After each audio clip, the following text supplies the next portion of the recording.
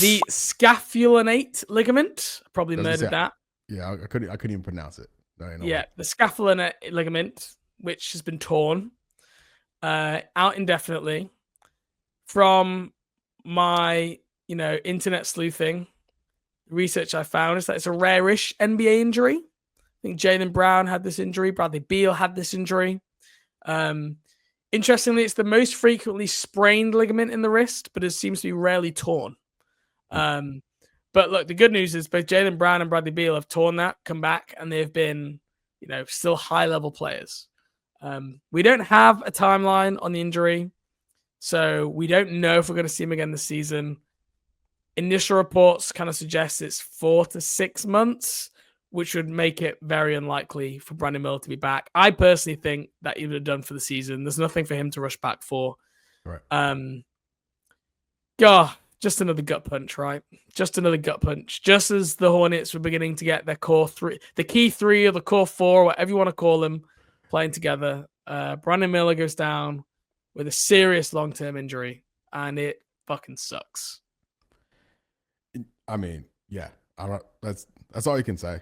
Like it's brutal, like truly brutal. Like this was meant to be for me. My expectations of the team. This was the year for all the kids to figure it out, right? All the young players to figure this thing out, get better and learn how to play with each other. And then removing Miller from the mix is very, very unfortunate. And really delays that whole thing. So now theoretically, right? If I had it my way, the Hornets add a top 3 pick to this mix, and then you kind of have you're kind of starting that mesh period over again. Got Miller now back, hopefully, whatever kid they end up with in the top 3 of the draft with Williams and LaMelo, and you kind of have to start this like figuring out process over again. And so I don't know, it's unfortunate, and I agree with you. I'd be shocked if he played again because there's no reason to at this stage. No reason to risk anything else getting hurt in a season where there's nothing to win. Yeah, and through some of my research, there was a really good article written by an expert on wrist injuries over for Bullets Forever, and it was actually written for Bradley Beal when he did the same injury, and he was talking about it. And there's some pretty scary stuff in there. I can't lie. I think there was a 25% re-injury rate in the first 5 years, which is pretty concerning to read about. And generally, like, it is something that you can lose some functionality a little bit. I mean, it was interestingly Jeff Stotts, who's a kind of like a good injury consultant in this. He said that the surgery is going to be accompanied by a lengthy recovery. Right. So that to me tells me he is not coming back anytime soon. And does it say anything about with Beal or Brown if it was on their shooting hand or shooting wrist? That's a great question. Because I don't know. This has been his right wrist. Absolutely. You've got a great point there. That is absolutely a great point, right? It was his left wrist for Bradley Beal. Shit. Let's find out. Come on, Jaylen Brown. Tell us it was the right. Tell us it was the right. Left wrist for Jaylen Brown. Oh, my God. Damn it, bro.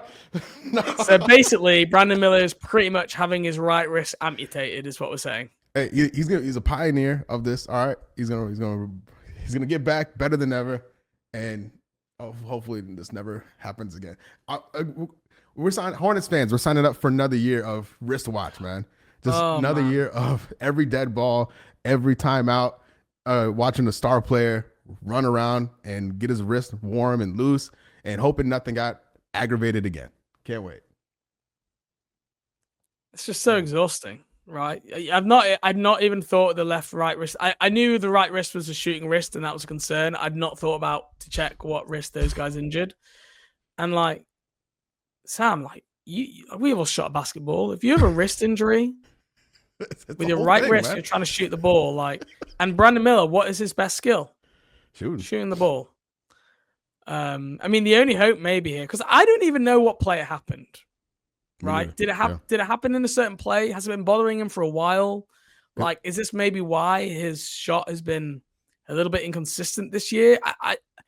I guess Yeah, I'm 'cause maybe wish casting a little bit there, but I think I saw somewhere that someone say it did happen in that Utah game.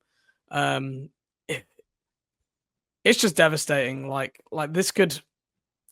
I don't want to be the negative guy, but like you've covered the Hornets for this long, you just generally go to the worst case scenario, and that's that there could be concerns about that right wrist functionality even after the surgery when he comes back, and that's a risk. you know what? I'm gonna throw this out there. Maybe he'll use this time to work on the left hand. Throw it back to Mason Plumlee a little bit. You know, We're turning to Mason Plumlee to take positive inspiration from things, then we really are struggling right here, right?